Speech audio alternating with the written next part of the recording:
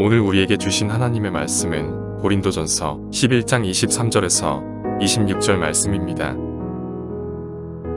내가 너희에게 전한 것은 주께 받은 것이니 곧 주 예수께서 퇴시던 밤에 떡을 가지사 축사하시고 떼어 이르시되 이것은 너희를 위하는 내 몸이니 이것을 행하여 나를 기념하라 하시고 식후에 또한 그와 같이 잔을 가지시고 이르시되 이 잔은 내 피로 세운 새 언약이니 이것을 행하여 마실 때마다 나를 기념하라 하셨으니 너희가 이 떡을 먹으며 이 잔을 마실 때마다 주의 죽으심을 그가 오실 때까지 전하는 것이니라.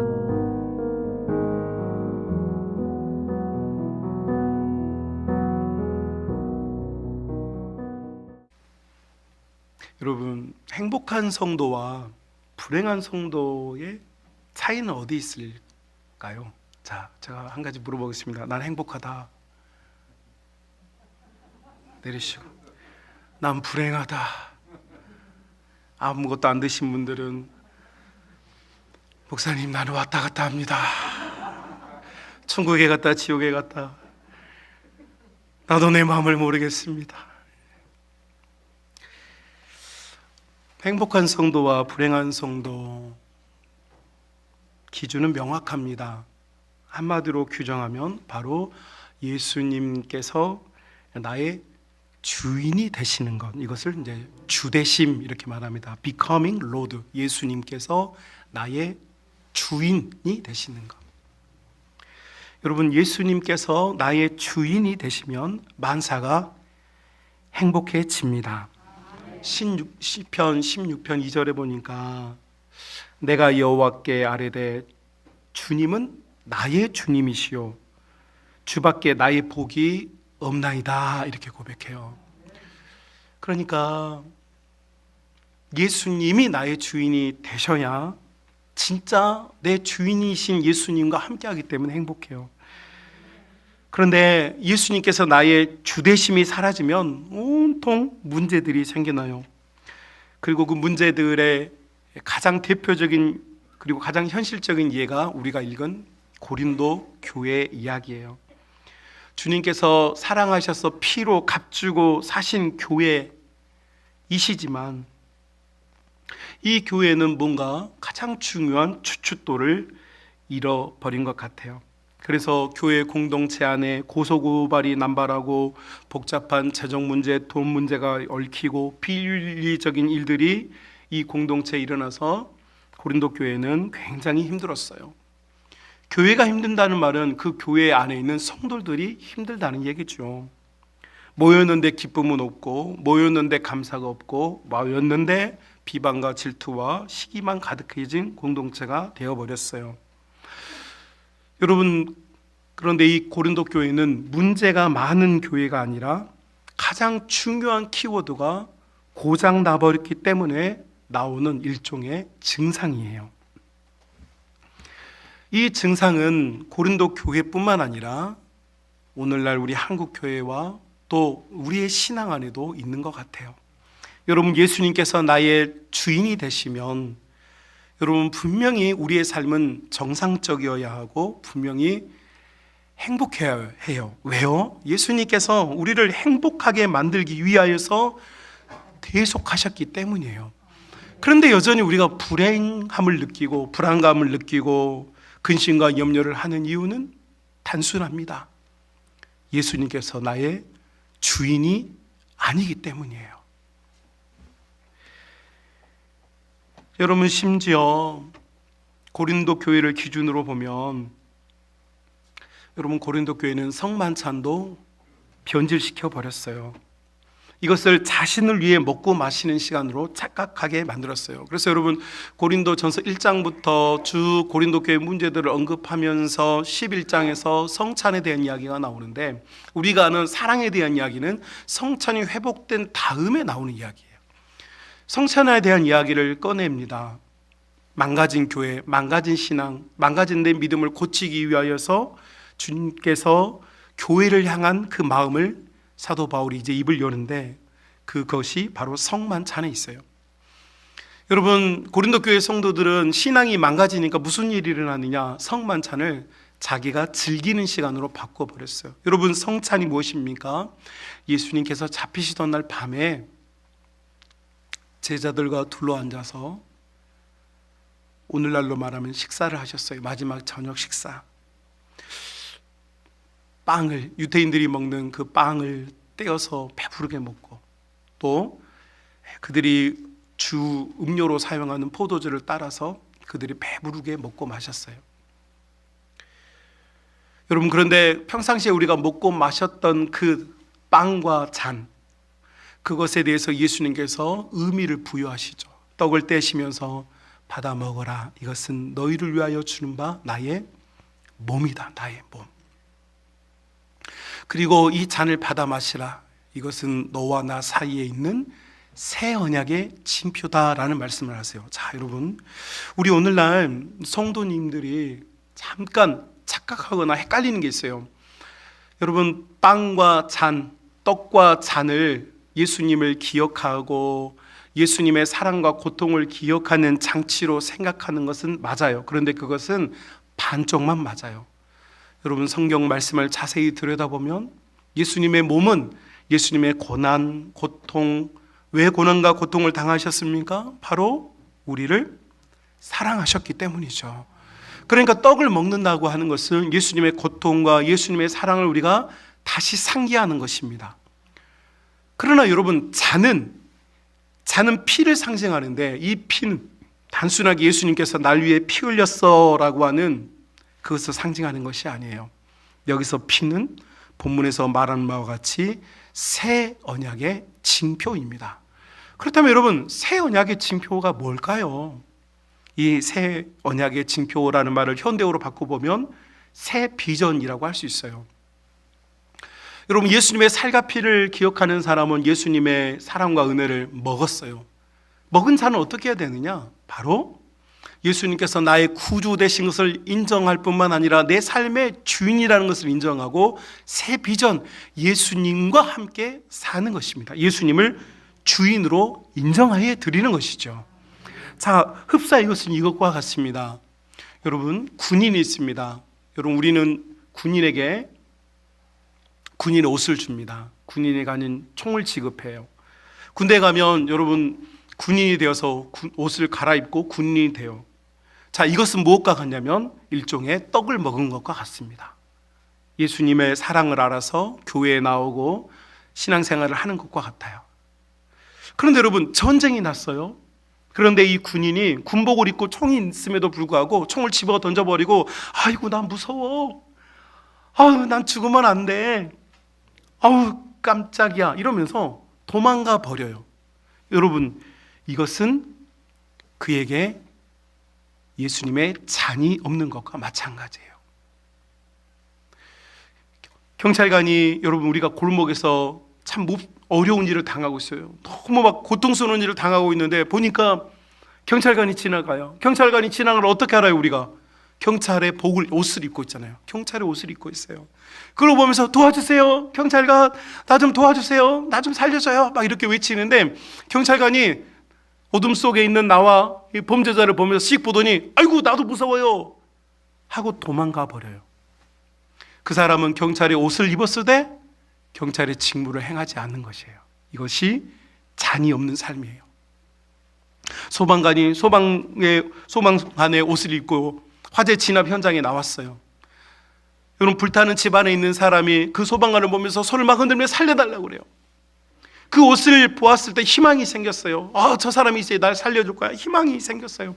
그런데 그 소방관이 그 뜨거운 불길을 보면서 아유, 저러다가 나도 죽겠다.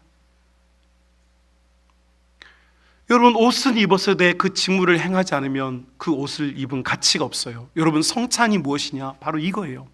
떡을 먹는다고 하는 것은 우리가 예수님의 사랑, 예수님의 은혜, 예수님의 고난받으심에 동참하는 것이에요. 그런가 동시에 여러분, 우리 성도들이 해야 될 것이 무엇이냐면 그분의 잔, 새 언약의 잔을 우리가 받아들여야 해요. 우리를 성도로 부르신 예수님 안에서 우리가 예수님을 우리의 구주로 인정하고 그분을 따르는 것이 새 비전의 삶, 새 언약의 삶인 줄로 믿습니다. 그런데 이것이 오늘날 한국 교회에서 망각이 되어지고 내 신앙에서 지금 망각이 되고 있어요. 여러분, 우리는 직분을 받고 떡을 먹어요. 직분을 받고 교회를 출입해요. 직분을 받고 그리스도인이라 말하고 집에 성경책이 있어요. 그러나 우리 가정의 주인이 도대체 누구시냐라는 거예요. 우리 가정의 주인이 지금 누구시냐? 내 심령의 주인이 누구시냐? 우리 자녀들의 주인이 지금 누구시냐라는 거예요. 여러분, 목회를 하다 보니까 재밌는 일이 많은데, 한 가정이 이사를 했고 그 가정에 가서 보니까 십자가를 거실 가장 높은 곳에 걸었어요. 그러면서 아름다운 고백을 들었어요. 예수님을 가장 높은 곳에, 우리 집에 가장 높은 곳에 십자가를 아름답게 걸어 놓았어요. 그곳에서 감사 예배를 드리고 기쁜 마음으로 축복해 주었어요. 자, 그런데 시간이 조금 지나서 연락이 왔어요. 연락이 와가지고 집을 이사하고 고통이 찾아오고 밤에 잠을 이루지 못하고 어떤 영적인 현상, 막 가해를 눌림을 당하고 너무 어려운 일들이 생겨나기 시작했어요. 그래서 연락이 왔어요. 목사님, 예배 드려주시면 좋겠어요. 찾아가서, 여러분, 아침에 전화를 받고 저녁에 신방을 가는 동안 하루 종일 묵상했어요. 주님, 이것이 영적인 일입니까? 이것이 어떤 일입니까? 주님, 제가 어떻게 해야 합니까? 주님, 저에게 지혜를 주시고 은혜를 달라고 하루 종일 기도하면서 묵상하는데 주님께서 마음에 감동을 주시기를, 그 가정에 높이 달려있는 십자가만큼 내가 높임 받고 싶다. 그 가정에서. 이게 예수님의 마음이었어요. 여러분, 그 가정에 십자가가 높이 달려있다고 해서 예수님의 높임을 받는 게 아니에요. 여러분, 우리 교회에서 우리가 예수님에 대해서 많이 이야기한다고 그래서 여러분, 우리가 정말로 예수님을 높이고 있는 게 아니에요. 빵은 먹었어요. 예수님의 사랑도 알겠어요. 무슨 말인지 알겠어요. 그런데 문제는 그 사랑을 아는 자들이 예수님을 나의 주님으로 섬기고 그분의 말씀에 순종하는 삶, 우리 주님께 영광을 돌리는 삶을 우리가 살아야 될 줄로 믿습니다. 여러분, 그렇게 함께 기도하고 눈물 흘려서 이 가정에 진정한 예수님이 주인 되어 달라고 함께 기도할 때 하나님께서 그 가정에게 은혜를 주시고 여러분, 회복과 치유의 능력을 허락하여 주신 줄로 믿습니다. 지금 여러분, 우리 한국교회가 거친 번지를 합니다. 우리 대한예수교회 장로의 합동교단교회가 12,000교회입니다. 12,000교회. 이 아름답고 복된 주일에 수많은 성도들이 교회 예배당에 모여서 이렇게 예배 드리고 있어요. 그런데 제가 이 한 주간 동안 이 성례를 준비하면서 기도할 때 주님이 저에게 계속해서 주시는 어떤 주님의 스트레스, 주님의 억압이 있었어요. 그게 뭐냐? 여러분, 우리는 형태적으로는 지금 다 주님을 높인다고 해요. 주님이 주인이라고 말해요. 이 교회의 주인이 예수님이라고 말해요. 그러나 정말로 주님이 우리 교회에서 가장 높임과 영광을 받으시는가? 지금 내 인생과 내 신앙과 내 삶에서 정말로 우리 예수님이 가장 높은 곳에서 그분이 하시는 말씀을 내가 듣고 순종하며 따라가고 있는가? 여러분, 이런 마음이 찾아왔을 때 마음속에 큰 회개가 들어왔어요. 우리의 삶에는 예수님이 지금 이 시간에도 함께하고 있는 줄로 믿습니다. 여러분, 함께하고 계신 이 주님을 우리가 높이는 인생을 살아야 될 줄로 믿습니다. 최근에 제가 감동받은 일이 있었는데요. 우리 교회의 한 자매가, 그 자매와 이렇게 만나서 신앙상담, 신방을 하고 신앙상담을 하는데 이 자매가 하는 말이, 이 친구가 하는 말이, 저 정말 오랜만에 이 말 들어봤어요. 무슨 말을 하냐니까 하나님께 영광 돌리고 싶어요, 이런 말을 해요. 여러분, 정말 부끄럽게도 우리 한국교회가 정말 힘이 있을 때, 여러분, 내 신앙이 힘이 있을 때는요, 우리 입술에 그게 붙은 말이었어요. 하나님께 영광, 하나님께 영광. 그런데요, 제가 곰곰이 생각해 보니까 저도 교육자 생활 26년인데 성도들의 입에서, 목회자들의 입에서 하나님께 영광, 우리 주님께 영광이라는 말이 사라지고 있는 것 같아요.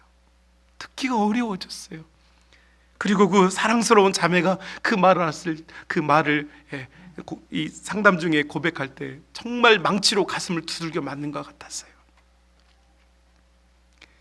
목회자인 내 입에서 사라져버렸던 주님께 영광, 교회가 가장 추구하고 가장 원하고 가장 바라야 할 말, 주님께 영광. 여러분, 그런데 우리의 마음에서 이 말이 사라졌다는 건 내 중심에 예수님의 자리를 내가 빼앗아 버려서 주님이 왕자에 앉으시고 주님이 주인의 자리에 앉으셔서 사랑하는 내 아들아, 사랑하는 내 딸아, 네가 이렇게 하길 원한다, 네가 이렇게 하길 원한다 라고 말씀하시는데 우리는 그렇게 하지 못하고 내가 주인 되는 삶을 사는 것 같아서 너무 죄송하고 너무 안타까웠고 너무 미안했어요. 여러분, 제가 최근에 저희 아내와 한바탕 전쟁을 했어요. 제가 일방적으로 잘못했어요. 그런데 30분만 지나면 후회를 해요. 왜 그 시간에? 여러분, 제가 곰곰이 생각해 보니까 이번 주간에 성례를 준비해서 생각해 보니까 그런 마음이 찾아왔어요. 내가 분노하는 시간에는 주님이 절대 왕이 되는 시간이 아니에요. 내가 왕이 되면요, 내가 분노해요. 여러분, 주님께서 우리 부부 사이에, 주님께서 우리 가정에, 주님께서 우리의 가문에, 우리 교회에 주인 되시면 여러분, 우리는 분노하지 않아요. 용서하고 이해하고 끌어안고 서로 미안하다 말하죠. 그런데 세상에 분노가 넘쳐나고 화가 넘쳐나고 사람들이 서로를 공격하고 헐뜯고 여러분 미워하는 이유가 왜 그럴까 보니까 여러분, 교회에 예수님께서 주인 되시며 예수님께서 주인 되신 예수님께서 당신의 아들 딸들을 서로 사랑하라고 말씀하시고 서로 사랑하기를 가장 원하는 분인데 교회가 그 말에 순종하지 않아요. 여러분, 우리 주님께서 정말로 내 영혼의 주인, 아니 우리 자녀들의 주인이 되시면 주님께 맡길 수 있어요. 사람이 노력했는데 성과가 이루어지지 않으면 낙심해요. 누구나 그래요. 그러나 누구나 그러는 그 순간에 우리가 단 하나의 희망이 있다면, 내가 열심히 살았던 인생, 내가 성실하게 살았던 내 인생의 마지막 희망은 우리 예수님께서 우리 가정과 우리 교회와 내 신앙의 주인 되시기 때문에 우리 주님께서 역사하실 것을 믿는 믿음, 여러분, 이것이 예수께서 주 되신다는 것을 믿는 순전하고 복되고 아름다운 믿음인 줄로 믿습니다. 사랑하는 우리 성만 가족 여러분, 우리가 그래서 살과 피를 먹고 마시는 것은 예수님의 주 되심을 인정하는 것에 있습니다. 우리가 그렇게 하지 못할 때 우리는 똑바로 걸을 수 없고 똑바로 볼 수 없고 똑바로 들을 수 없습니다. 반쪽은 항상 괴로워요. 절뚝거리는 분들이 얼마나 불편합니까? 여러분, 반쪽은 어렵습니다. 반쪽은 괴롭습니다. 오늘 우리가 성찬에 참여하려고 할 때 여러분, 예수님의 그 살과 피, 고난, 슬픔, 골고다 언덕, 이런 요소들이 우리에게 분명히 유익을 줍니다. 그러나 이것이 전부가 아닙니다. 우리는 다시 한번 내 인생의 주인이 예수님이시다, 우리 가정의 주인이 예수님이시다, 우리 교회의 주인이 예수님이시다 라고 하는, 여러분, 그분에게 복종하고 왕의 자리를 내어드릴 수 있는 그 은혜가 우리 모든 성만의 가족들에게 반드시 나타날 수 있기를 주님의 이름으로 축복합니다.